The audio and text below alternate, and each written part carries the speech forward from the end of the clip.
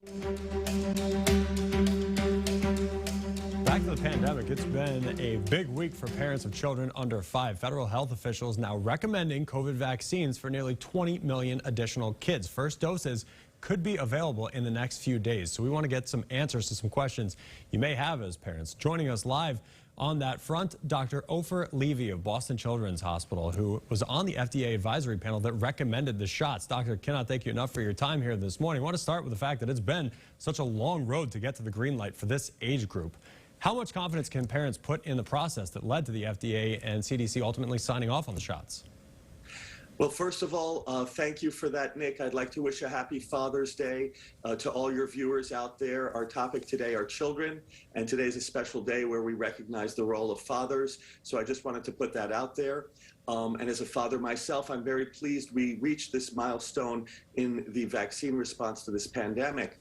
I believe that your viewers can have quite a bit of confidence in the FDA process. You know, many countries around the world turn to the US FDA for a signal on when there's enough information that a vaccine is safe and effective in order to use it. In our process, the sponsor, in this case it was Pfizer and Moderna that produced these mRNA vaccines, the sponsors provided information from various clinical trials to FDA.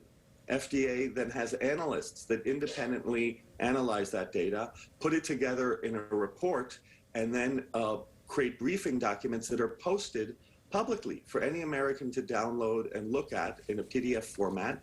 And then a committee of experts who's been vetted to ensure they don't have any financial conflicts of interests, gather to review and discuss this report. And we hear from FDA, we hear from the Centers for Disease Control about the current state of the pandemic, we hear from the sponsor, and then we have opportunity to hear from the US public at the committee hearing, concerned citizens from all over the country. And only then and only then do we discuss and debate the merits. Do the benefits outweigh the risks in the context of this pandemic? It's a public health emergency. And in light of that, we took a vote, and it was unanimous in favor of authorization of these mRNA vaccines down to 6 months of age. And so, Doctor, let's get right to it. For parents that are perhaps on the fence or working under the assumption that COVID's impact is limited on young kids, why get the shots? So that's a very logical question, Nick. It is true that a severe outcome from COVID from such a young infant is very, very rare.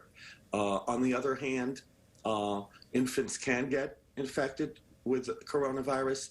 They can develop symptoms, and they can spread the virus to others. We have had in the United States, in young children, over 500 deaths due to coronavirus. But even if you set aside the deaths, and you know, for those families, of course, devastating, many more than that with respect to hospitalizations, emergency room visits, intensive care unit visits, etc. So there is an impact of that pandemic, both directly on infants, but also indirectly in the form of transmission of the virus. Now, we don't know how well the vaccine prevents transmission of the virus to somebody else, but we suspect there's some beneficial effect there as well. Final question for you, Doctor. Not an easy one probably to knock out in just a few seconds, but what is your advice to parents trying to decipher the differences between Pfizer and Moderna, between the 2 doses versus 3, just how effective either are? How do you navigate all of that as a parent when you're making this decision? Thank you. A very logical choice, because FDA is authorizing and CDC is also recommending 2 different mRNA vaccines. One is Pfizer, as you said, and the other is Moderna. There are some differences. Moderna is a higher dose, currently as a 2-dose series. Pfizer is a lower dose, but is a 3-dose series. The vaccines were not compared head-to-head in these trials, so it's hard to draw firm conclusions about how the Pfizer and Moderna may differ from each other, but the impression was that maybe the Pfizer had a lower tendency to induce fever, but required 3 doses before you were protected. We didn't see the protection until after the 3rd dose. The Moderna was already protecting after the 2nd dose. So if the goal is to protect as quickly as possible, perhaps the Moderna does that faster. But again, Nick, these were not compared. These vaccines were not compared head to head. So this may be reading the data beyond what it should be read as.